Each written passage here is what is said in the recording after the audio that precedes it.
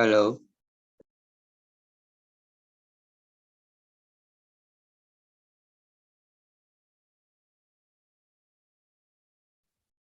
Halo.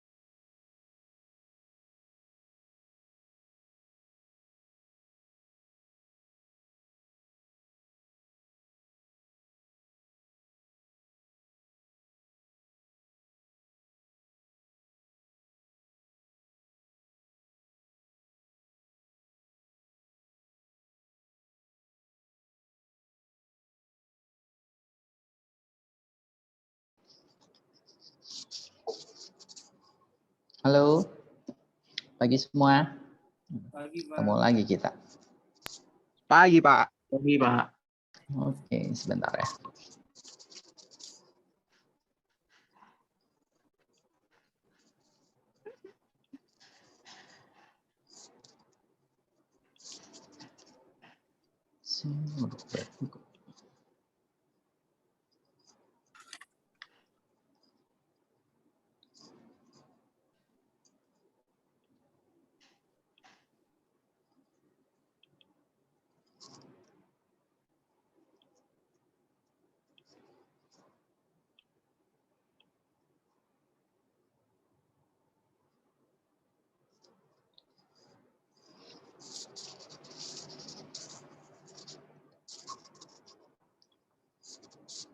Oke. Nggak usah berlama-lama ya. Langsung aja kita mulai. Oke. Pagi semuanya. Oke. Jadi di sini kita masuk ke mata kuliah untuk presentasi dan penalaran. Iya, halo, Pak. Oke, halo. Oke, pertama-tama, sebelumnya perkenalan lagi ya, buat yang belum kenal mungkin beberapa. Kenalin, nama saya Irwan Manuel Adianto.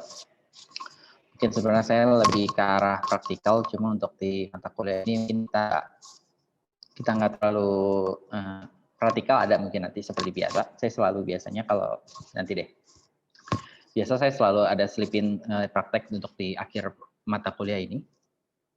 Oke, kita lanjut aja deh. Nah, di sini.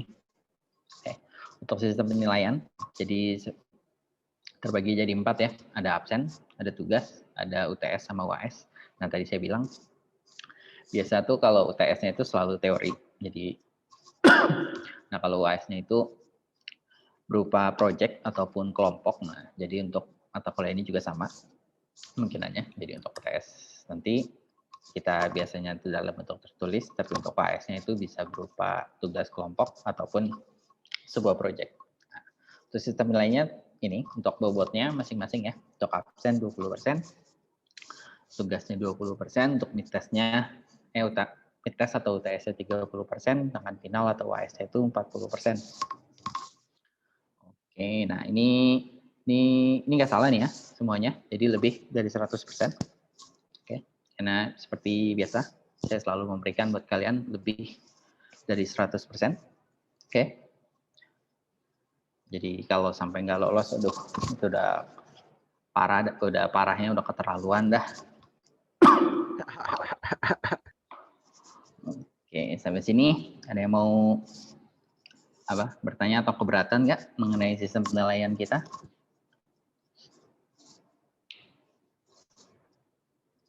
Aman Pak, aman. Aman ya? Oke. Aman Pak, paling kalau nggak mampu kita bilang Pak. Ya sebenarnya Kalau nggak mampu kita bilang.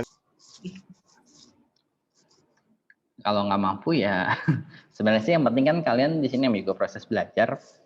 Yang penting kita tahu gitu, kalian tuh belajar. Ya saya tahu gitu sejauh mana kalian belajar gitu untuk tes, untuk final ujiannya nanti juga kalau kalian ya dikumpulin gitu kan, supaya saya tahu gitu kemampuan kalian tuh udah sampai sejauh mana. Tapi kalau jangan ngumpulin yang aneh-aneh.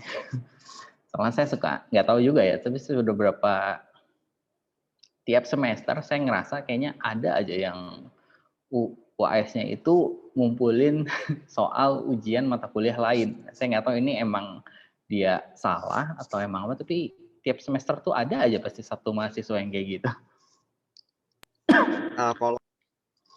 Nah, kalau kayak gitu jangan ya. Kalau nggak bisa ya dikerjain semampunya, tapi jangan ya masukin yang aneh-aneh juga.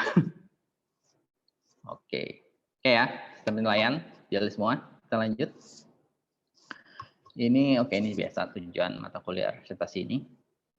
Jadi supaya kalian tahu prinsip-prinsip dasar atau metode dari si kecerdasan buatan, gimana cara kecerdasan buatan itu berpikir, dan gimana juga kalian tuh bisa ketika mau nge-develop gitu sistem yang kompleks atau ada keterkaitan dalam kecerdasan buatan, kalian juga bisa memahami di mata kuliah representasi dan penalaran ini. Oke, lanjut aja. Nah, pertama kita masuk ke si definisi kecerdasan buatan. Sebelum kita masuk, pertama saya mau bertanya ini dulu. Menurut kalian semua, menurut kalian tuh, ya ini bisakah suatu mesin gitu atau sebuah mesin itu berpikir? Kalau bisa, ya gimana caranya? Dan kalau enggak pun, kenapa enggak? Bisa Pak. Oke. Saya coba tanya beberapa sampel. Oke.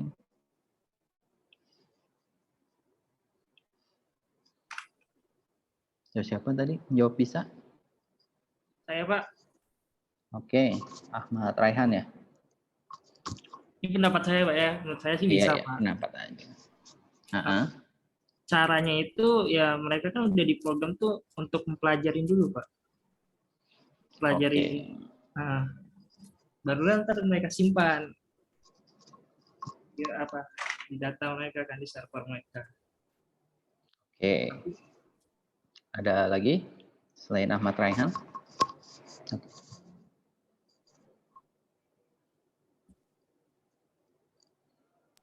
Menurut saya bisa sih Pak. Oke, kalau menurut Yazid? Ya karena mesin itu kan ciptaan manusia dan pastinya kalau ingin membuat suatu yang ada mesinnya dan bisa berpikir, pasti oleh manusianya itu pasti diprogram gitu Pak, menurut saya Pak. Jadi Oke, menurut saya oke. Heidi Eh, mau berpendapat juga? Kalau berpikir sendiri sih nggak bisa Pak, soalnya yang menurut saya sih, yang saya tahu kalau AI itu kan kita ajarin dulu Pak, misalkan kalau harus ada datanya dulu baru dia bisa ngetrain gitu Pak. Oke, jadi menurut Heidi nggak bisa ya, karena menurut Heidi itu bahwa pemikiran komputer itu karena udah kita setting nih, misalnya 1+1 itu adalah 2 nih, udah kita setting nih bahwa 1+1 adalah 2 gitu kan. Jadi ketika ditanya 1+1 ya si AI-nya bakal jawab 2, tapi kalau kita nggak atur gitu kan, nggak kita setting, si AI-nya nggak akan pernah tahu gitu 1+1 itu berapa.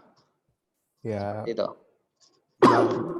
ya bisa dibilang bisa berpikir, karena sudah ya, diprogram. ya Nah, bilang jadi enggak juga enggak Pak. Oke, jadi berpikirnya karena kita program kan, nggak mungkin Iya. si AI ini tiba-tiba dia menemukan solusi sendiri gitu. Nah, Tiba iya kita Pak. nggak pernah program, Iya benar tiba-tiba Iya, iya Pak. si AI Harus, ini tahu nih 1+1 ini adalah 2 gitu. iya. Jadi harus dikasih datanya dulu itu Pak. Harus kita kasih gitu. Misalnya Iya, Pak. pertanyaan gitu kan, Iya. siapa presiden kita harus kasih tahu dulu kan, Ya, presiden iya Pak. kita adalah Jokowi gitu. Kalau Iya. selama data itu nggak pernah diberi, Mesinnya nggak bisa mikir Ya nggak bisa. oke. kalau nggak diprogram. Nah jadi dia bisa berpikir atau tidak tuh? Ya nggak bisa dibilang keduanya sih Pak kayaknya. Oke. Saling berkaitan. Jadi abu-abu nih. Ada Tengah-tengah, mikir, tengah-tengah. enggak. Oke, nah ini pertanyaan ketiga nih, apa yang dikatakan sebagai pikiran atau mind? Menurut kalian dah, berpikir itu atau pikiran itu ngapain sih? Kenapa Pak? Nggak. Menurut kalian pikiran atau berpikir itu ngapain?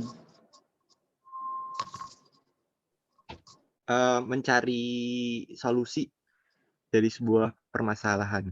Oke, mencari solusi dari sebuah permasalahan baru ya. Oke, ada lagi?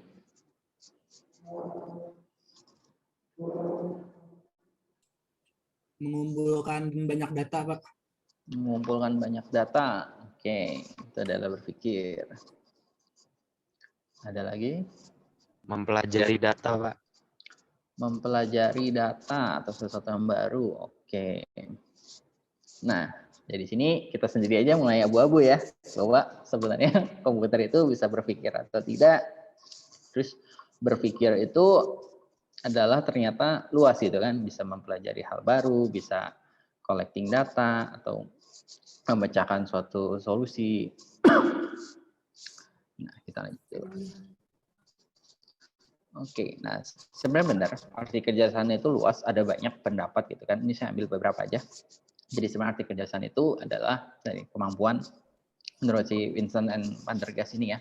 Jadi adalah kemampuan untuk satu itu untuk belajar atau mengerti dari pengalaman yang dia punya. Yang kedua itu memahami dari pesan yang kontradiktif atau ambigu. Jadi dia ada pesan yang ambigu gitu, dia bisa memahami. Ketiga itu menanggapi dengan cepat gitu kan dan baik gitu dari situasi yang baru. Atau tadi ketika dia menemukan permasalahan baru, dia bisa merespon permasalahan itu dengan cepat. Yang keempat itu dia bisa menggunakan penalaran dalam memecahkan masalah itu, setelah menyelesaikannya dengan efektif. Nah ini arti kecerdasan nih. Jadi semuanya benar, gak ada yang salah. Oke, menurut si Winston. Nah sedangkan untuk si artificial intelligence itu sendiri atau si AI, nah ada banyak juga pendapatnya. Nah, salah satu saya ambil beberapa aja. Nah, di sini dia bilang bahwa yang kita maksud dengan kecerdasan buatan itu adalah menurut si Simon ini dia merupakan kawasan penelitian. Nah, jadi kita udah ada kawasan itu ada basis datanya gitu, dia kumpulin data dulu, jadi aplikasi dan instruksi yang terkait dengan si pemrograman komputer untuk melakukan sesuatu hal yang di dalam pandangan manusia itu adalah cerdas. Nah, jadi tadi benar, kita bisa kasih data dulu, tapi tetap kita batasin gitu, bahwa data yang kita berikan itu seputar apa nih ya, kita kasih batas bahwa pengetahuan yang kita berikan itu. Nah, lalu ketika si program kita atau si pemrograman itu bisa melakukan suatu hal, misalnya tadi menjawab pertanyaan yang kita berikan atau apa, nah itu bisa menurut kita tuh ada sesuatu yang cerdas, ya udah itu berarti si komputer tersebut udah merupakan sebuah kecerdasan buatan. Atau juga menurut si Rich and Knight ini adalah sebuah studi tentang gimana membuat komputer itu melakukan sesuatu hal yang saat ini tuh bisa dilakukan lebih baik daripada manusia. Nah, contohnya mungkin kalau sekarang kita lihat udah banyak banget ya. Misalnya dalam hal pertanian gitu, ketika kita ngebuat suatu alat atau apa yang bisa melakukan pekerjaannya itu lebih baik ketimbang yang dilakukan oleh manusia, ya udah itu bisa kita anggap bahwa salah satu bentuk suatu kecerdasan buatan menurut si Rich and Knight ini. Oke, nah jadi sebenarnya si artificial intelligence sendiri kita bisa masukkan ke beberapa banyak kategori. Nah, salah satunya ada 4 kategorinya, yaitu pertama si AI ini atau si sistem ini dia bisa berpikir seperti layaknya manusia. Yang kedua itu dia bisa berpikir secara rasional. Oke, dan yang ketiga itu dia bisa berperilaku gitu atau bertindak seperti manusia. Yang keempat itu juga si sistem itu bisa bertindak rasional. Jadi dia nggak cuma berpikir, tapi juga dia bisa bertindak. Nah, kita masuk ke si trolley problem. Trolley problem ini sebenarnya apa ya? Satu buah tes sebenarnya yang sering dilakukan biasanya itu untuk menguji apakah suatu aplikasi ini diakui atau tidak gitu kecerdasan buatannya, apakah dia benar-benar tadi dari keempat kategori ini dia bisa berpikir seperti manusia ataupun juga dia bertindak seperti manusia serta berpikir secara rasional maupun bertindak secara rasional. Nah, si trolley problem ini bisa dilakukan percobaan gitu untuk suatu sistem AI untuk kita tahu apakah dia benar udah suatu bentuk artificial intelligence-nya atau belum gitu ibaratnya. Nah, contohnya seperti ini. Jadi misalnya ini ya, kita ada di dalam kereta ini nih. Oke, jadi kalau keretanya ini kalau dia berjalan lurus dia akan nabrak 5 orang atau membunuh 5 orang. Sedangkan kalau kita tarik tuasnya dia akan berbelok dan hanya nabrak atau membunuh 1 orang nih. Nah, ibaratnya kalau kalian yang ada di dalam itu apa yang kalian lakukan? Kalian tarik tuas itu lalu 1 orang meninggal gitu atau tewas, atau kalian diem aja gitu biarin 5 orang itu tewas atau meninggal? Kalau kita belok terus nabrak 1 orang meninggal. Iya. Nah, itu apa ya, kita ngorbanin 1 aja daripada yang lain gitu, Pak. Oke. Nah, tapi kalau nabrak yang 5 kita tuh itu dianggap sebagai kecelakaan, Pak. Tapi kalau nabrak 1 orang itu ya dianggap sengaja. Oke. Nabrak 5 orang kita anggap kecelakaan, kalau 1 orang dianggap sengaja. Nah, jadi yang kamu lakukan, kamu bakal tarik atau biarin aja itu kecelakaan? Ya nggak tahu. 1 orang itu tumbal. Tumbal proyek. Kalau 5 kecelakaan, kalau 1 tumbal, bener kan? Iya. Nah, biasanya kata kamu di dalam kereta itu, kamu bakal numbalin dia nggak? Atau bikin kecelakaan aja atau diem aja gitu? 5-5-nya aja, Pak. Oke. Kayak Kalau psikopat saya ya gitu. pilih yang 5-5-nya aja. Oke. Yang 1 aja, Pak, soalnya dosa yang ditanggung kecil. Oke. 5-5-nya aja. 1 dosanya lebih Kalau kecil. 5-nya nanggung dosa, 5-nya susah, banyakan. Oke. Udah mati kok harus ditumbalin. Nah, Masalah aja itu kan nanti ada lanjutan yang orang gendut kan, Pak. waduh, dia udah tahu nih. Yang itu yang di YouTube itu kan. Iya, yang ada di Spoiler itu. Spoiler. Ya, jadi kalian lebih pilih 1 ya? 5, Pak. Oh 5, waduh. Bahaya juga ini. Oke, yang kedua orang gendut. Nah, udah tahu tuh. Nah, kalian sekali lagi ya, nggak ada kemungkinan lain. Nah, kalian posisi orang yang bareng sama si gendut ini nih. Kalian lebih pilih mendorong si orang gendut ini, jadi dia yang ketabrak gitu kan.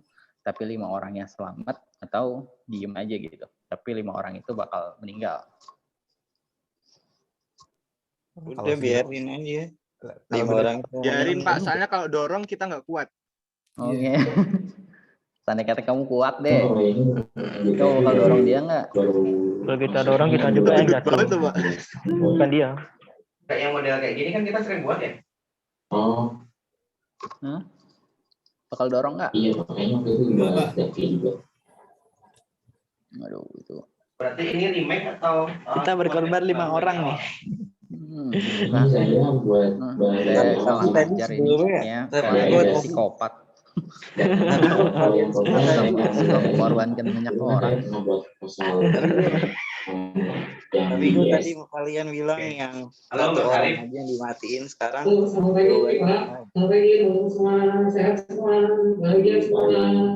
Siapa? Ini mau katakan bagi. Abdul Rahman. Abdul ya. Kebiasaannya Abdurrahman nih, aduh. Oke, jadi kalian pilih ngorbanin 5 orang juga. 5 orang aja. Korbanin 5, Pak. Aduh. Orang, Pak. Dorong nggak kuat, Pak. Eh, Dorong seandainya satu kata kalau orang, kuat, kalian bakal dorong dia nggak? Kuat Pak, dorong Pak, dorong. Kalau Dorong saya aja, Pak. enggak, Satu Pak. orang, Pak. Ah. Masa ngerelain 5 nyawa? Oke. Kalau saya Tapi enggak, Pak. cuma aja. Kalau dorong, Lima sih. Pak, kalau dorong Semua. kalau dorong orang yang gendut jatuh belum tentu keretanya berhenti, Pak. Seandainya kata kalau kita Nah, dorong, itu. keretanya bakal berhenti nih. 5 orang selamat. Oh, gitu. Udahlah yang 5 aja lah, Pak. Yang 5 aja, Pak. Orang, Pak. Satu orang, Pak. Ngapain lima? Ini gendut aja Kalau Pak, satu jatuh, orang Pak. itu gendut bisa dihitung berdua, Pak. Kan nyelamatin Tapi bisa bisa itu. satu orang. Kan yang 5 ini kan susah nih. Kasihan mereka kecil-kecil kan. Kecil-kecil. Oke, umumnya kita Ketin aja, bakal secara logika gitu ya. Kalau cara ini kita pasti bakal dorong si gendut ini kan. Iya, Karena Pak. lebih baik Iya, Pak, satu gendut, orang Pak. yang meninggal gitu kan daripada 5 orang yang meninggal. Itu kan secara logika gitu kan. Tapi balik lagi sama dengan kondisi yang tadi ya. Umumnya kita bakal tarik situasi ini kan. Lebih baik satu orang yang meninggal timbang 5 orang yang meninggal kan.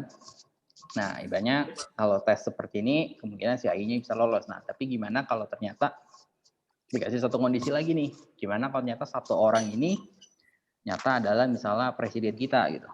Atau misalnya orang yang kita sayangin ini adalah pacar kita gitu. Apakah kita akan tetap menarik tuas ini? Kalau cara yang 5 orang tadi sih udah pasti lah dia udah pasti ngorbanin 5 ini lah.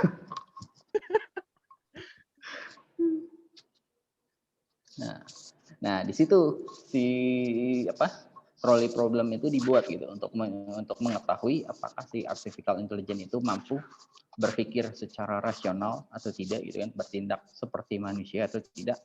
Ketika kita manusia yang awalnya tadi kita pasti lebih memilih gitu kan untuk menyelamatkan 5 orang daripada 1 orang gitu. Tapi ketika kita tahu bahwa 1 orang itu ternyata adalah orang yang penting atau orang yang berarti gitu kan dalam hidup kita, jadi akan lebih berpikir lagi dong bahwa kayaknya mending 5 orang gitu ya, akan berpikir lebih berpikir secara manusia lagi. Nah, di situ artificial intelligence juga akan dites. Apakah si AI ini bisa gitu kan berpikir seperti manusia? Apakah dia akan bingung atau dia tetap gitu memilih 1 orang aja gitu. Nah, di situ problem itu makanya si trolley problem ini lumayan sering dipakai untuk menguji suatu aplikasi atau kecerdasan buatan apakah dia benar-benar mampu memiliki 4 kategori tadi ini, mampu berpikir seperti manusia, bertindak seperti manusia, dan berpikir secara rasional dan bertindak secara rasional. Oke. Tapi ternyata manusia sekarang lebih jahat ya daripada robot. Udah yakin dia milihin 5 orang tadi. Jelas. Waduh, oke. Ini tadi ada komen.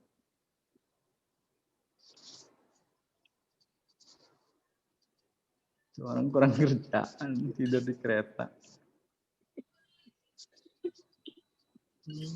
Oke ya, kita lanjut. Nah, sebenarnya baik lagi, si kecerdasan buatan ini karena tadi ada banyak pemikiran. Ini dari sisi sudut pandang kecerdasan, Berarti dia nganggap tuh ya kecerdasan buatan itu mampu ngebuat mesin menjadi cerdas gitu. Berbuat minimal adalah seperti yang manusia lakukan.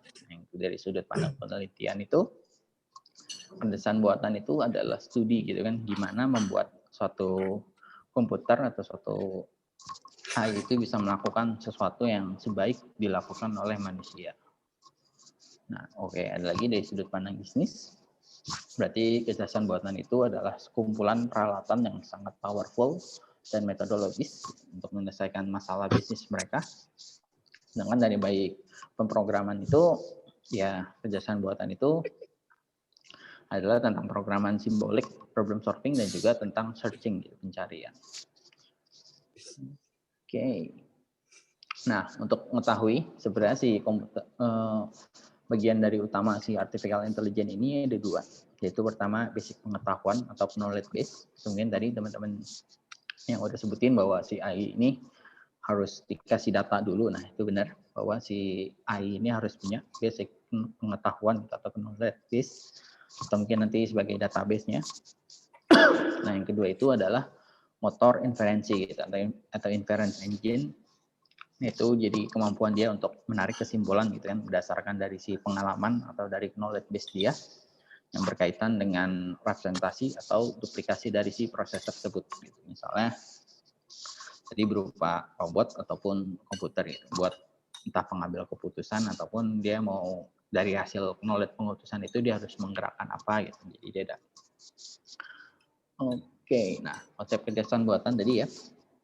Sebenarnya nggak cuma si tadi dong apa si apa, tes saya lupa lagi namanya, si trolley problem.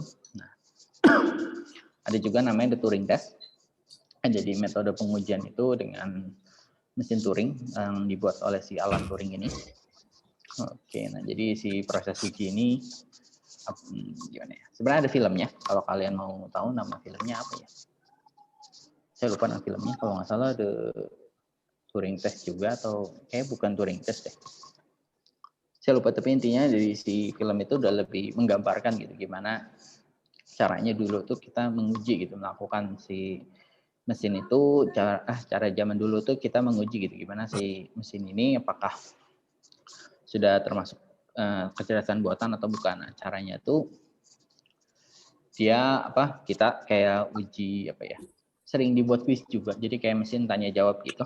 Nah, jadi kita di sini memberikan pertanyaan, lalu ada penjawabnya itu ditutup sama sekali. Jadi kita nggak tahu melihat menjawabnya itu siapa. Nah, tapi di antara orang-orang yang menjawab itu, salah satunya itu adalah robot.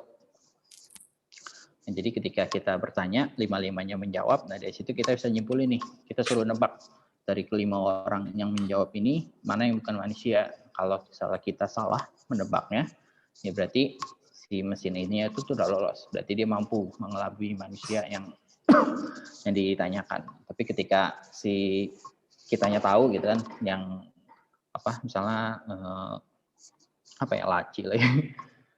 Misalnya ada di bilik nomor berapa gitu yang merupakan robot, ya berarti alat kecerdasan buatan si Turing test ini dia nggak lolos karena kita masih bisa tahu bahwa si ini bukan manusia yang menjawab. Turing test ini juga sebenarnya filmnya lumayan seru sih, karena dia menyangkut tentang masalah perang dunia, gimana awal kecerdasan buatan itu awal kecerdasan buatan sih, tentang gimana si awal mula terciptanya komputer. Nah, itu terbuat, itu ada di film itu. Kalau kalian mau nonton ya kan, di sela-sela WFH ini saya rekomendasikan tentang film Turing test ini, tapi saya lupa nama filmnya. Oke, yang kedua ini pemrosesan simbolik. Nah, jadi dari si artificial ini kita ketika mau ngoding itu bahasanya itu diproses secara simbolik dan non algoritma dalam penyelesaian masalah. Oke, nah ketiga itu secara heuristik. Nah, jadi suatu strategi untuk melakukan proses pencarian atau search dari ruang problem secara efektif gitu. Jadi tujuannya membantu si proses pencarian yang kita lakukan itu di mana yang kemungkinan suksesnya tuh paling besar gitu. Kayak contohnya tadi, misalnya kita ngasih pertanyaan siapa presiden kita. Tentunya ketika kita punya data itu kan dia punya data tuh, misalnya sepanjang sepanjang yang kita inputkan. Misalnya tahun 2004 presidennya Megawati, 2009 presidennya siapa. Nah, berarti kan dengan metode heuristik ini dia akan ngambil kesimpulan nih bahwa sekarang ini presiden yang paling tepat atau kemungkinan sukses yang paling besar itu siapa. Ketika dia memberikan jawaban misalnya ternyata SBY, wah berarti riset datanya masih salah nih, masih kurang lengkap. Oke. Nah, si inferensi atau penarikan kesimpulan, nah sudah saya jelasin sedikit tadi ya. Si AI ini mencoba gitu kan, si mesinnya ini membuat kayak tadi ada kemampuan berpikir gitu, dia mempertimbangkan, kan, termasuk di dalamnya ada suatu proses, kan, berdasarkan fakta-fakta ataupun aturan yang kita berikan gitu kan, menggunakan si metode heuristik ataupun metode lainnya. Oke, yang keempat itu dia melakukan pencocokan pola ketika tadi misalnya dia memberikan jawaban apakah si pencocokan polanya ini sesuai gitu. Misalnya dia berikan jawaban SBY, apakah SBY itu match pada presiden di tahun 2022 ini. Ketika tidak ya berarti polanya salah, dia akan lakukan pengulangan lagi atau looping lagi, dicari lagi. Oke, jadi untuk menjelaskan suatu objek atau kejadian atau sebuah proses dalam hubungan logik atau konvensionalnya. Oke. Nah, di sini kita coba bandingin ya, si kecerdasan buatan dengan kecerdasan alami. Kecerdasan alami itu kemampuan kita ya, kemampuan berpikir kita, nah itu kecerdasan alami. Oke, nah kecerdasan AI itu tadi sifatnya lebih permanen. Oke, nggak kayak kita nih, hari ini masuk, besok udah lupa. Tadi belajar apa, atau mungkin setelah ini selesai. Oke, jadi dia memudahkan, menawarkan kemudahan untuk duplikasi. Tadi knowledge yang udah dimiliki itu bisa diduplikasi dengan mudah dan juga disebarkan tentunya. Tiga itu lebih murah, oke. Jadi mungkin ada nggak sependapat gitu, kayaknya AI lebih mahal gitu atau enggak ya? Sebenarnya ya baik lagi, emang mungkin cost di awal itu lebih tinggi, tapi kan ketika balik lagi ke penawaran sebelumnya yang lebih permanen dan mudah diduplikasi lebih, itu otomatis cost lebih murahnya itu akan lebih tergantung gitu. Sedangkan kalau kita kecerdasan alami itu ya semakin lama otomatis semakin mahal gitu kan, semakin tinggi gitu kan knowledge yang kita punya. Oke, dan ini sifatnya konsisten dan menyeluruh. Oke, dapat didokumentasikan sudah pasti. Dapat mengeksekusi tugas tertentu lebih cepat daripada manusia. Tugas tertentu ya. Dan juga bisa dapat menjalankan tugas tertentu lebih baik dari banyak atau kebanyakan orang. Oke. Nah, sedangkan kalau kita kecerdasan alami nih dibandingkan si AI, otomatis kita tuh punya kelebihan pertama tuh lebih kreatif. Oke. Kedua itu dapat melakukan proses. Oke.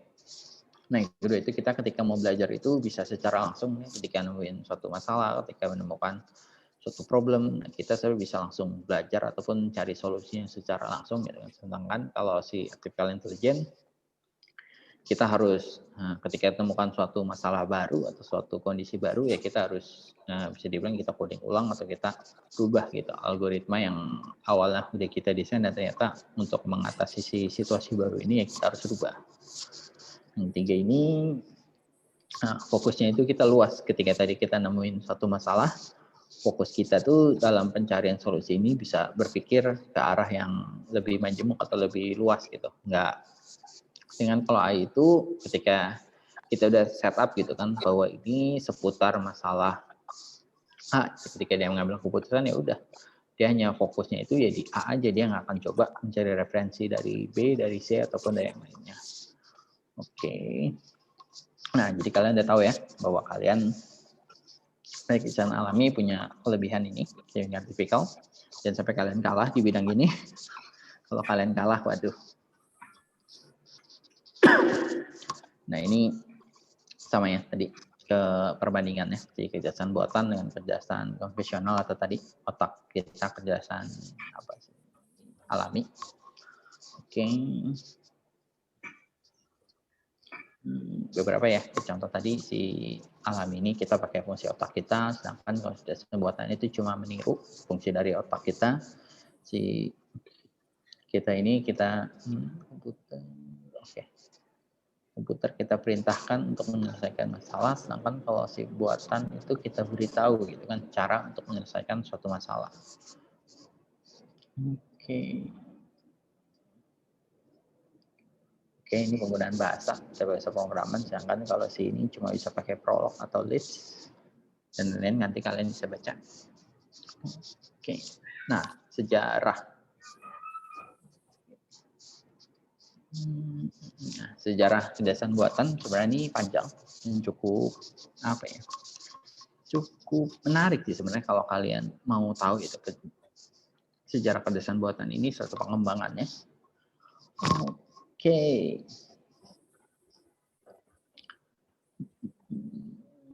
Si zaman batu. Oke. Nah, pertama ini kita sebut awal-awal itu zaman batu, bukan zaman batu beneran ya, ketika zaman bersejarah, tapi ketika di zaman itu benar-benar belum ada artificial intelligence sama sekali gitu, belum ditemukan, jadi benar kita sebut sebagai zaman batu karena belum ada. Nah, ketika itu baru mulai ini nih awal dibuatnya yaitu si JST atau jaringan saraf tiruan.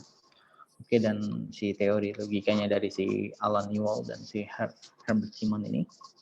Dari awal sini nih, di tahun ini baru dimulai kelahiran si artificial intelligence oleh si Dartmouth Rothschild, dan si John McCarthy ini. Nah, dia orang yang pertama kali nih memberi nama bahwa ada satu bidang nih namanya artificial intelligence. Jadi makanya disebut zaman batu karena zaman dulu orang belum tahu gitu kan, belum ada artificial intelligence. Nah, baru si John McCarthy ini ngasih tahu ke seluruh bilang ke seluruh dunia gitu bahwa ini ada satu bidang baru nih namanya artificial intelligence. Kayak kita sebut si awal ini adalah zaman batu di 1956 ini karena waktu itu belum dikenal, baru dibuat setelah 1956 si John McCarthy ini bilang gitu kan. Nah, setelah itu baru awal adanya si antusias gitu atau harapan besar tadi ya si John McCarthy itu setelah dia masih tahu adanya suatu bidang namanya si artificial intelligence ini. Dan dia mulai si ilmu ini mulai dilirik dong oleh sebagian ilmuwan dan sebagian pada masanya itu. Lalu mulai dia ngedefinisiin list programming ini bahasa programan pada waktu itu. Oke, lalu dia menemukan si time sharing atau si time sharing, ada advice taker, dia pembelajaran tanpa pengetahuan, pemodelan JST, lalu pembelajaran evolusioner.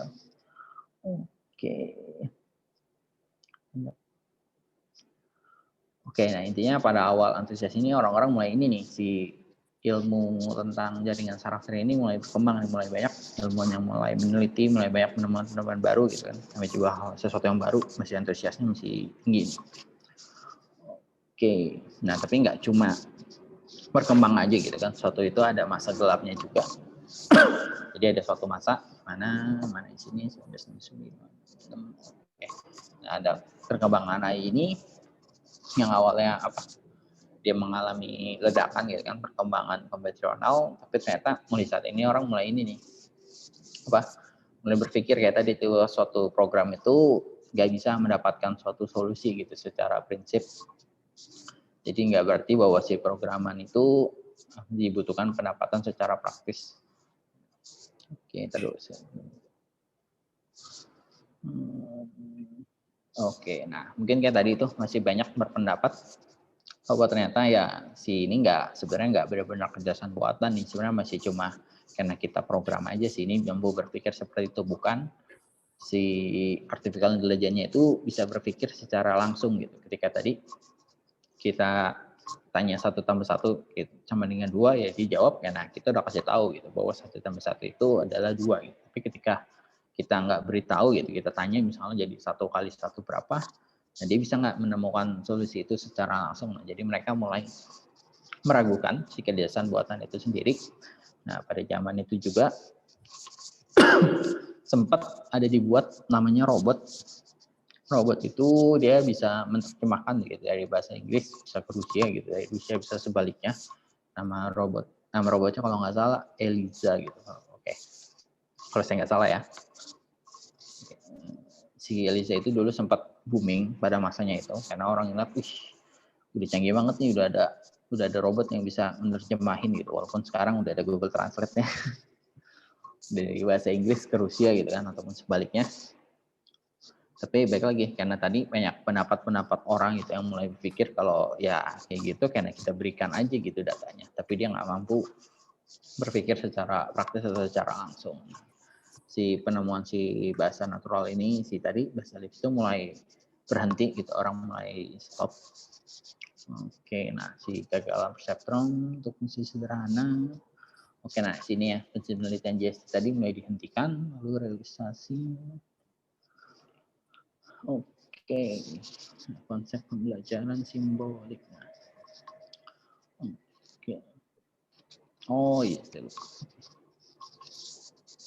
Oke, masa Renaissance ini.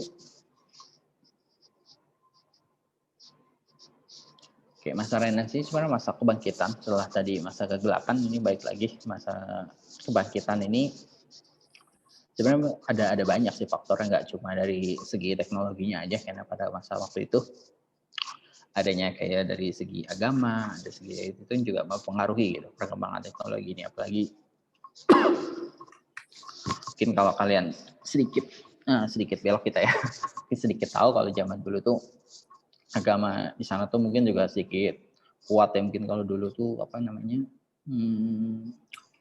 Vatikan gitu. Vatikan itu kan dulu sempat menentang gitu beberapa teori tentang ajaran Tuhan yang ketika ketemu dengan sains ya sempat bertentangan gitu. Sempat ini kan orang-orang mulai bisa dianggap menentang Tuhan atau segala macam. Nah, di masa kebangkitan ini orang-orang mulai lebih mulai lebih percaya. Ada beberapa ilmuwan itu udah mulai lebih percaya terhadap ilmu pengetahuan gitu ketimbang pada waktu itu.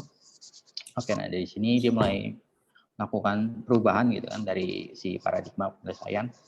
Oke, dari awalnya berbasis research based menjadi penyelesaian masalah berbasis pengetahuan. Nah, di awal-awal ini jadi perubahan-perubahan itu yang pertama sistem pakar pertama itu yaitu adalah si Dendral yang informasi spektrum massa.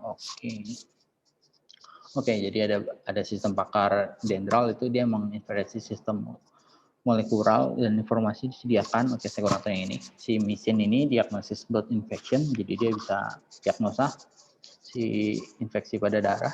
Oke, lalu si prospektor itu dia bisa merekomendasikan eksplorasi pengeboran pada lokasi geologi gitu, menyediakan suatu deposit mineral molybdenum pada masa itu biasanya banget. Nah, si Mendelian Font, nah ini juga cukup sampai sekarang pun sebenarnya si Mendelian Font ini cukup gila nih sebenarnya. Kalau ada filmnya nggak ya? Saya lupa dia ada filmnya atau enggak. Cuma kalau nggak salah ini pembuatnya itu namanya John Simon. Jadi dia pakar matematika. Nah, jadi dia pakar matematika waktu itu. Lalu dia ngerasa bahwa dari ilmu matematika itu dia bisa ngebuat suatu ide yang brilian gitu. Nah, dia bikin waktu itu adalah robot trading. Nah, jadi kalau sekarang nih lagi zaman-zamannya trading nih, Binomo dan kawan-kawan. Nah, zaman dulu udah ada nih, namanya tuh Mendelian Font. Nah, jadi dia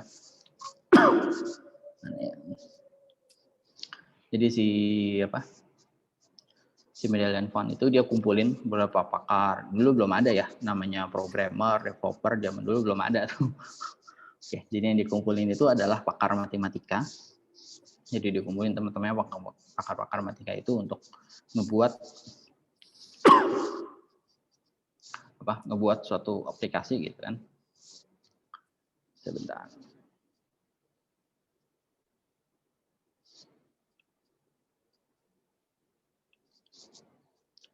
Oke, jadi buat suatu aplikasi itu tujuannya zaman itu untuk memprediksi harga saham gitu. Jadi dikumpulin itu untuk seluruh itu, jadi si Mendelian Font itu jadi kita nggak tiap hari gitu kita masukin gitu miliaran data, kita taruhin data laporan ekonomi, kebijakan bank negara, tren harga saham, hasil cuaca atau apapun gitu. Kita masukin supaya nanti si Mendelian Font itu dia bisa ngeprediksi harga saham ini karena itu ya seperti mirip kayak robot trading zaman sekarang gitu kan. Cuma ini bedanya pada waktu zaman dahulu gitu, dia udah ngeprediksi si mesin itu. Dan ternyata mesin itu sampai sekarang tahun 2000, saya lupa sih 2002, tapi di 2001 terakhir itu sampai sekarang tuh masih terbukti bahwa dia itu meraih keuntungan profit itu paling besar di seluruh ininya ya sampai saat ini. Kayak kalau kalian mau mau tahu gitu tentang perkembangan ini, bahwa siapa saham yang paling kaya itu sebenarnya bukan si Warren Buffett atau bukan si ini, tapi merupakan si John Simon ini nih, karena si Medallion Fund ini udah terbukti ngasilin profitnya itu lebih paling besar aja di seluruh ini. Nah, sampai sekarang pun bahkan beberapa ini udah nganggep si Medallion Fund ini udah sakti banget gitu algoritmanya gitu kan, karena si pertumbuhan folionya itu udah di luar akal sehat banget. Kita nggak bisa mikir gitu, kok bisa gitu kan tiap tahun ngasih profit terus. Bahkan di awal pandemi 2000 kemarin itu ya di mana yang lain pada anjlok gitu ibaratnya, si Medallion Fund ini masih bisa ngasih profit. Oke, jadi sampai udah ada yang berpendapat kalau si artificial intelligence Medallion Fund ini udah terlalu canggih. Sampai udah nggak ada manusia yang bisa ngerti. Nah, sayangnya dia udah tutup, nggak buka lagi buat kalian yang mau invest gitu ke si Medallion Fund ini. Dia udah tutup, dia udah nggak buka. Oke, dia udah nggak ke pendaftaran. Jadi ya udah. Kalau kalian mau nyari robot trading itu, kalau bukan si John Simon itu, ya kalian patut meragukan lah kebenaran transaksi, kebenaran datanya dia. Oke, nah itu sekarang masuk ke era industrial. Jadi si sistem bakar itu mulai banyak ya, mulai berkembang gitu kemana-mana, mulai ke arah komersial atau apapun. Oke, jadi udah makin banyak banget perusahaan artificial intelligence. Oke, kalau sekarang ini ya udah semakin semakin lebih sadis lagi. Ya kita tahu kayak Tesla itu udah ini. Oke, bahkan si Tesla, siapa sih Tesla? Oh, Elon Musk.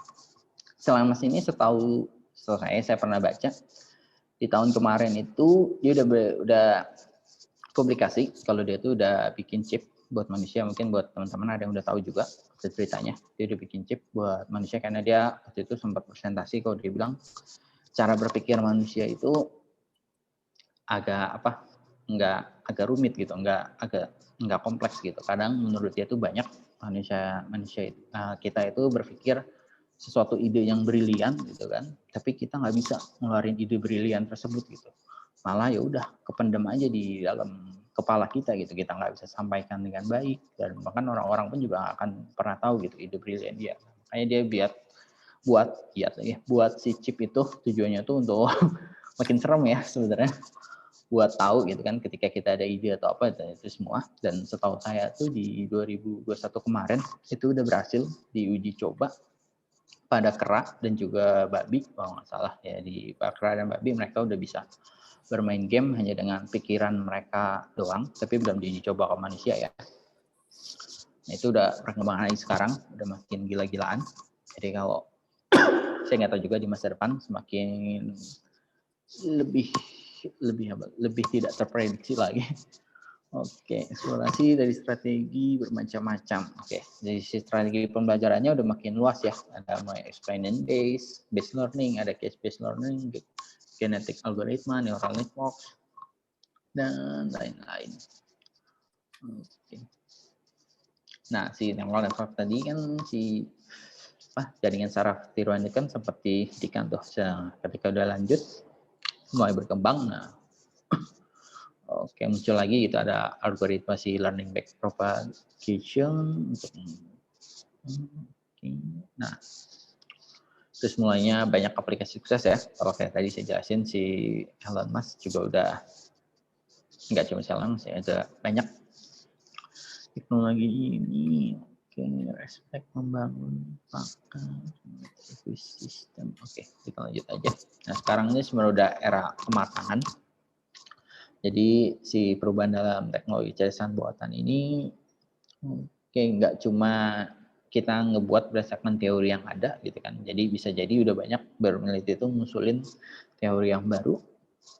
Oke, jadi dia mulai ngeklaim gitu kan berbasis pada teori dan eksperimen. Oke, dan relevansi ke aplikasi nyatanya itu udah mulai banyak nih, udah nggak cuma contoh gitu kan. Kayak misalnya si Tesla itu udah udah jelas banget ya dengan mobilnya yang bisa auto nyetir atau autobot. Autopilot. Iya betul. Nah, jadi udah autopilot dia benar. Jadi benar-benar secara dunia nyata ini udah benar mulai terasa perkembangan artificial intelligence ini. Oke. Udah masuk ke lingkup ya. Oke, kira-kira udah sebegitu sebegitu ngerinya sebenarnya menurut saya perkembangan artificial intelligence saat ini. Saya nggak tahu masalah si chip itu, intinya si yang lama sih udah sering promo ketimbang sekarang ketimbang mainan Meta mending pakai chipnya dia.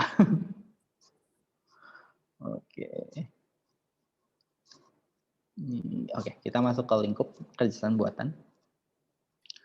Nah, si lingkup kerjasama buatan ini karena tadi ya, si ilmunya udah mulai berkembang, udah mulai banyak teori-teori baru, udah mulai ini semakin meluas. Nah, jadi si kerjasama buatan ini kita buatin beberapa ruang lingkup lagi supaya kita tahu gitu.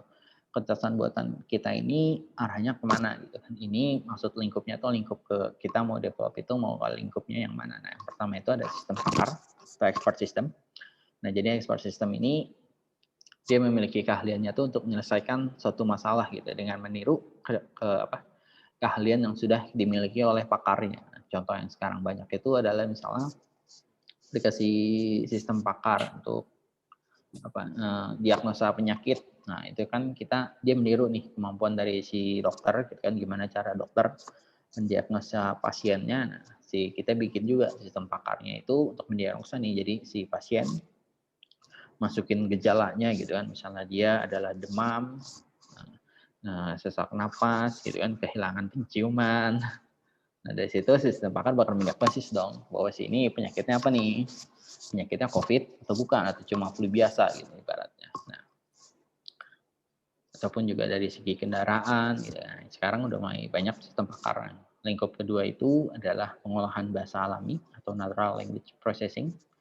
Jadi di user ini bisa berkomunikasi gitu kan dengan si komputer menggunakan bahasa sehari-hari. Contohnya juga kita udah mulai mulai kelihatan banget ya. Ibaratnya kalau dulu itu kita pakai Google Translate itu masih sering ngaco gitu, masih sering ini, tapi sekarang si Google Translate ini udah makin berkembang gitu kan, karena seringnya data yang kita input atau makin masuk gitu, dia mulai semakin rapi, semakin ini, bahkan udah bisa berkomunikasi dengan kita, bukan disuruh ngegombal pun juga udah bisa. Oke, nah itu pengelompokannya berarti dia maksudnya ke pengolahan bahasa ini, natural language processing. Oke, yang ketiga itu dia ini pengenalan ucapan atau speech recognition. Nah, jadi si mengenai ucapan ini kita harapkan bahwa si robot ini bisa memahami nih apa yang kita ucapkan gitu. Kayak tadi saat kita suruh ngegombal, si robot ini bisa ngerti, oh itu disuruh ngegombal, oke, dia ngeluarin gitu. Oke, nah yang keempat ini adalah menggunakan robotika atau sistem sensor.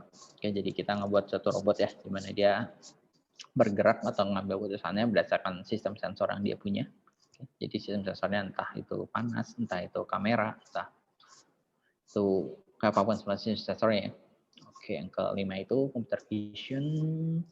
Oke, menginterpretasikan gambar atau objek-objek gitu kan yang tampak melalui komputer. Nah, itu sebenarnya lebih paling gampang. Contoh ke game sekarang udah banyak banget pakai computer vision.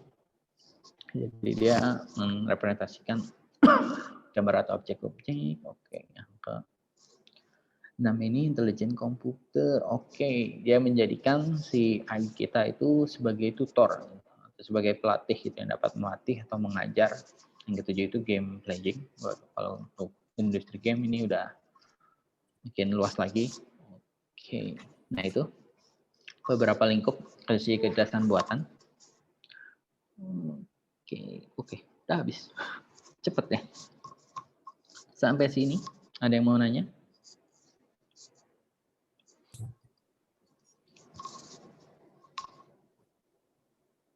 Kita kedepannya bakal ada praktek gak Pak? Praktek ada, tapi prakteknya itu kita nggak ngoding kok, tenang. Kita lebih ke arah biasanya sih saya harapkan tuh ketika ada suatu kasus, biasa nanti saya kasih suatu kasus, entah emang ada, entah kalian bebas gitu kan, memilih suatu kasus yang ada, nah kalian coba gitu. Dari kasus itu kalian buat nih ke solusinya gitu, ke dalam bentuk, entah kalian nggak dalam bentuk program ya, dalam bentuk penalaran atau representasi dari suatu masalah itu, kalian coba nih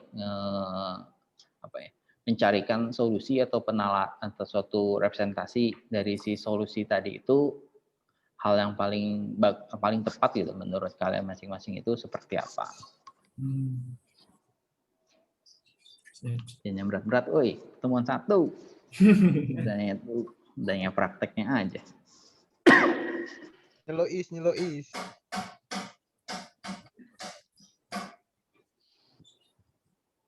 Oke, ada lagi?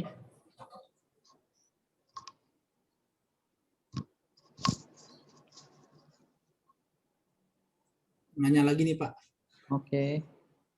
Kalau perbedaan AI sama ML itu apa ya Pak? Hah? ML apa Machine nih? learning sama artificial intelligence. Itu sama. Machine learning itu ya salah satu artificial intelligence juga.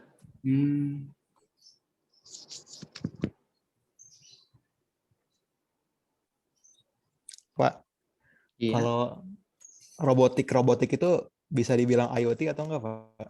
Iya dong. Beda. Di bagian keempat, Internet of Things kan? Iya. Nah, ya itu salah satu dulu. Dan bisa iya, bisa tidak juga sih sebenarnya IoT itu ya tergantung IoT-nya itu ngapain. Ketika intinya nanti ada lebih dalam lagi, tapi intinya sih dari 7 lingkup ini ketika dia masuk ke salah satu ini si IoT-nya itu tentang apa gitu, misalnya dia tentang sebuah sistem pakan atau tentang sebuah robotika, ya udah bisa kita anggap ya itu suatu artificial intelligence juga. Tapi ketika IoT-nya umumnya sih iya kebanyakan ya, tapi ketika IoT-nya kayak cuma pembuatan aplikasi kamus lagi, sistem POS atau sistem apa, itu kan bukan yang ada suatu pengambilan keputusan gitu. Nah, kalau sistem POS-nya doang itu bukan artificial intelligence, tapi mungkin dari data dari sistem POS itu dipakai gitu buat analisa bahwa dari si data penjualan atau dari si aplikasi POS itu kita bisa tahu nih bahwa penjualan terbaik atau rekomendasi barang yang harus dibelanjakan atau apa, nah itu bisa masuk artificial intelligence. Nah, tapi ketika baru cuma ke aplikasi POS-nya doang, ya mungkin itu masih belum termasuk. Tapi ketika tiba-tiba dia bisa gitu, ketika kita punya toko gitu, di toko itu ketika kita misalnya mau pesan barang, si aplikasi POS-nya itu bisa merekomendasi ini berdasarkan stok barang kita gitu. Dia tahu nih bahwa barang yang laku itu A, B, C gitu. Silakan beli pesan ini, atau lagi ini musim hujan, silakan gitu kan memesan payung, order payung. Nah, itu bisa masuk.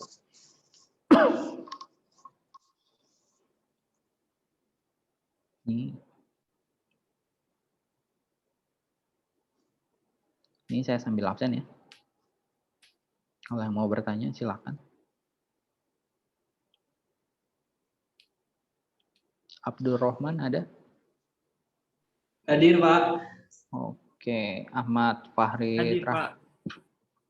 Ahmad Nathan Firdaus? Ada. Dava Faiz Udin Aknaf? Ada, Pak. Oke. Yaki Arta Putra. Aduh. Namanya kayak nama Yakuza. Doni Antonius. Doni Antonius ada? Doni. Enggak ada ya. Fernanda Harjoki Putra. Harjoki, sorry. Ya, Pak. Hadir. Gary Lodowik Putra Saban. Hadir. Oke. Heidi Angkawijana Teja. Hadir, Pak. Ibrahim. Hadir, Pak. Hadir. Ilham Hadiansyah. Hadir, Pak. Oke. Khairi Syaria.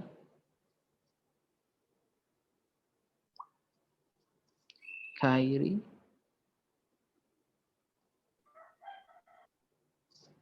Nggak ada. Oke. Lili Karoma. Hadir, Pak. Oke. Muhammad Farid. Muhammad Rifki.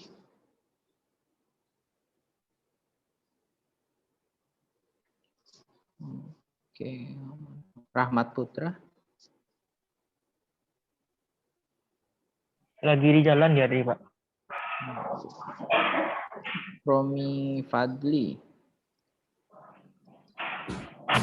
Itu ada Pak Romi Fadli. Oke. Saat Abdul Rahman. Hadir, Pak. Sandy Aditya Dwi Putra. Hadir. Syahrul Faiz. Hadir, Pak. Teguh Hendro Prayitno. Teguh. Oke. Ada William Pratama. William, nggak ada. Oke, ya Yazid. Hadir, Pak. Oke, ada yang belum di absen?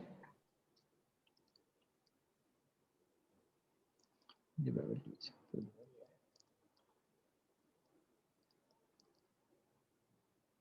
5, 10.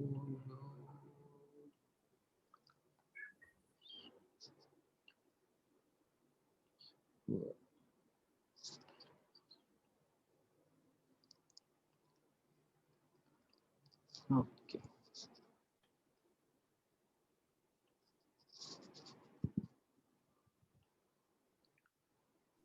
Pak mau nanya, Pak. Oh iya, baru mau nanya. Nilai OOP gimana, Pak, kemarin, Pak? Waduh, saya sih udah kasih ya. Itu beda mata kuliah. Beda mata kuliah. Bagus kok. Ya kayak tadi saya bilang, mana-mana di sini. Selama kalian ini absennya absen kayaknya waktu itu saya masukin semua ya. Sama kalian mengerjakan tugas, UTS UAS ngumpul ya udah aman. Kecuali yang tadi tuh ya, yang UAS-nya ngumpulin soal ujian mata kuliah lain, nah itu nggak aman. Takutnya kayak kemarin, Pak, soalnya matkul aljabar gitu, Pak, habis dikasih pada speechless. Speechless kenapa? Nggak sesuai ekspektasi. Iya, Pak, pada speechless semua, Pak. Nah, investasi kalian berapa?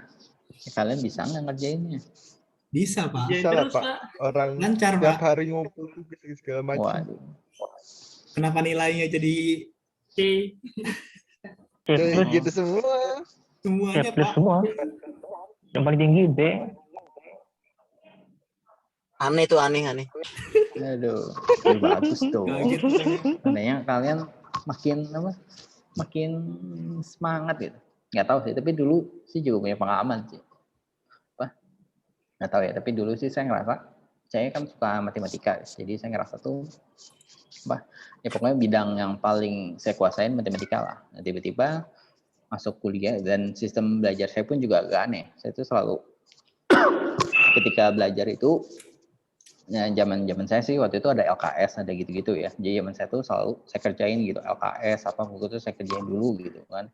Ketika ada yang saya nggak tahu nanti di sekolah saya nanya gitu. Tapi ketika udah nanya udah tahu ya udah paling saya tidur gitu di sekolah, udah ngapain.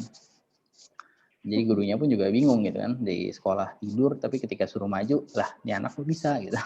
Nah pas kuliah ternyata teknik belajar saya itu nggak bisa kepakai ketika kuliah. Ketika kuliah tidak ada LKS, tidak ada materi, semuanya tuh ya hanya dari yang ketemu di dosen aja gitu kan. Ketika saya tidur atau nggak masuk, ya otomatis nggak ada yang saya bisa baca, nggak ada yang saya bisa tahu gitu.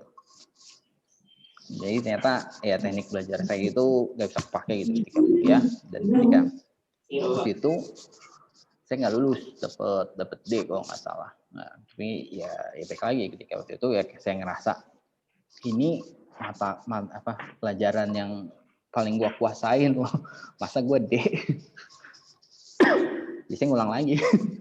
Dan saya pilih sengaja gitu. Untuk mata kuliah ini saya ulang lagi dan saya pilih dosennya tuh dia lagi gitu. Saya mau tahu gitu. Saya ibaratnya saya ngetantang gitu kan. Emang guanya nggak bisa apa emang ini dosen yang apa ngajarnya agak ini nih Mas.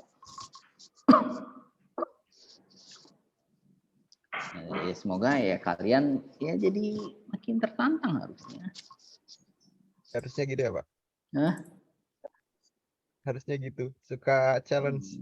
Nah. Tapi setelah saya lulus gitu kan, dan ternyata mata kuliah itu ada lanjutannya lagi, itu masa kalkulus deh, ternyata ada kalkulus 2 dan yang ngajar dia lagi saya ganti dosen sih.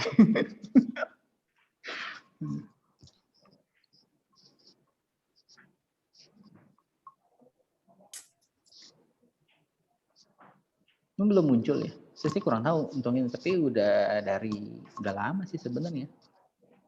Belum ada KRS-nya, KHS-nya belum muncul, Pak. Belum keluar. Oke. Ya ditunggu aja lah. Sebab saya juga kan dari pihak kampus juga kan di deadline juga gitu kan. Kapan harus submit nilai, kapan harus itu. Nah sebenarnya udah lama juga tuh. Nah kalau masalah dari itunya ke mahasiswa, nah saya kurang tahu juga. Cuma misalnya kayak tadi poinnya di ini doang. Kalau selama kalian mengerjakan di poin ini harusnya aman sih. Kecuali tidak mengumpulkan ya. Nah, silakan kalian balik ke kalian lagi. Kalian ngumpulin nggak? Oke, itu aja. Dari saya. Nggak ada yang nanya lagi ya? Atau ada yang mau nanya lagi? Hah? Masih ada yang mau bertanya? Pak, kalau AI itu masih ada. apa dia butuh matematika yang rumit atau enggak, Pak? Kenapa? Kalau untuk AI itu apa dia butuh matematika yang rumit? Kan soalnya sekarang udah ada library gitu, Pak. Sebenarnya matematika rumit itu menurut pengalaman saya pribadi ya. Kalau menurut saya sebenarnya kalau untuk AI ini sebenarnya juga nggak terlalu rumit banget gitu. Kayak misalnya tadi apa ya? Contohnya pengambilan keputusan dah itu biasanya itu sebenarnya simpel. Biasanya tuh kita cuma kasih flag gitu. Misalnya kayak tadi rencana kayak tadi deh apa ya? Misalnya si pemilihan kelas dah. Ketika kita mau pilih mana kelas terbaik gitu. Misalnya ada 3 orang gitu kan. Memilih satu kelas A, satu kelas B, kelas C gitu kan. Ketika pemilihan keputusan, nah si AI ini akan bingung dong ketika dia suruh tanya kelas terbaik yang mana gitu. Masing-masing punya bobot 1 gitu kan. Ya bisa A, bisa B, bisa C gitu. Tapi ketika ada orang keempat yang memilih gitu kan, dia memilih satu kelas yaitu kelas B, ya udah ketika si AI ditanya lagi kelas terbaik siapa ya kelas B. Tapi ketika ada orang kelima, keenam dia memilihnya di C, ketika si ini ditanya lagi ya kelas terbaik adalah kelas C gitu. Nah, sebenarnya poinnya tuh kayak pengambil keputusan itu sesimpel itu. Dia cuma memberikan satu value tambahan yaitu bobot gitu kan ke dalam itu. Nah, itu salah satu contoh simpel. Tapi nggak harus, mungkin ada beberapa kondisi ya. Tapi umumnya sih kalau masih ke sistem pakar atau bahasa beberapa ini nggak terlalu. Tapi setahu saya kalau kalian masuknya ke industri game, nah itu ada beberapa tuh perhitungan rumit.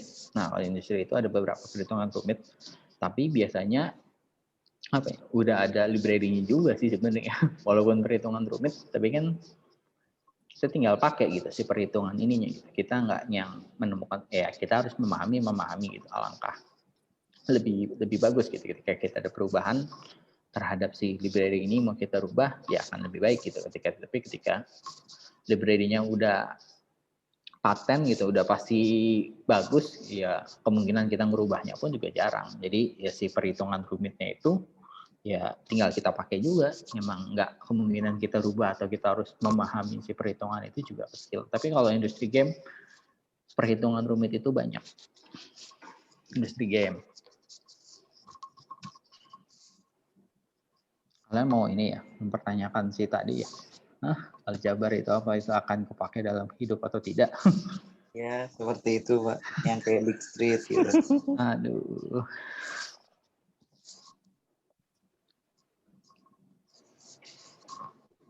Tapi emang nyatanya emang AI udah bisa jawab gitu, Pak. Sebenarnya gimana ya? Sebenarnya sih kalau sekarang itu ya agak ini ya. Sebenarnya sih apa ya? Balik lagi ke masa lalu itu tuh, ke masih zaman dulu. Ini zaman dulu kan belum ada nih orang-orang programmer, developer itu kan belum ada sama sekali. Adanya ya pakar matematika, dan zaman dulu pun juga penemu-penemu ini, developer yang berhasil mengembangkan program ini, kayak contoh si The Medallion itu adalah mayoritas adalah pakar matematika. Nah, makanya dalam basic pengembangannya gitu, dalam pengembangan pengembangan mata kuliah ini akan sangat powerful gitu jika kalian itu nggak hanya tahu tentang pemrograman, tapi juga kuat di matematikanya itu strong. Nah, makanya biasa kita pasti selalu combine gitu.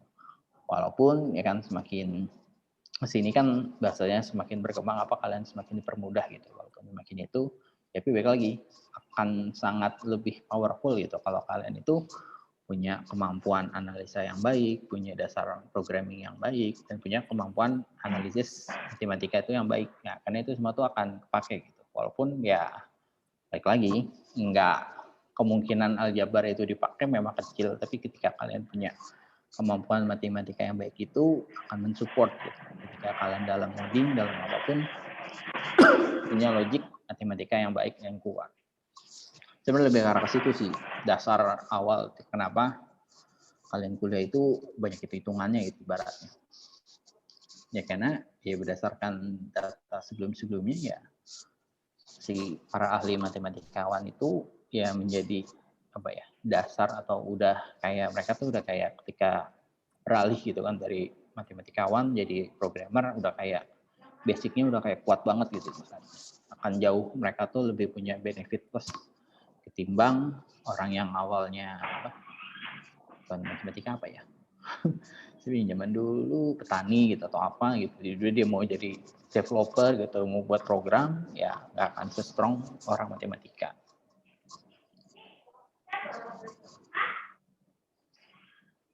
Sebenarnya bagus matematika itu, nggak harus kalian iniin gitu bahwa ini tuh nggak akan dipakai gitu di masa depan atau apa, ya ada benarnya.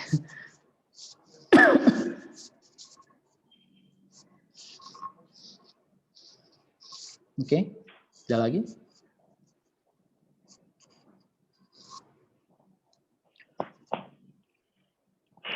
Saya lupa, yang kita 80 menit apa 2 jam ya. Oke lah, intinya kalau nggak ada lagi, saya akhiri ya pertemuan hari ini, supaya nggak terlalu berat-berat banget. Kalau nanya berat-berat dari tadi. Udah semangat, Pak. Udah semangat nih, Pak. Saya akhiri pertemuan hari ini ya. Thank you semuanya. Kita ketemu lagi minggu depan. Bye-bye semuanya. Ya, Terima kasih, Pak. Terima kasih, Pak. Pak. Siang, Pak. Thank you, Pak. Izin, Pak. Oke.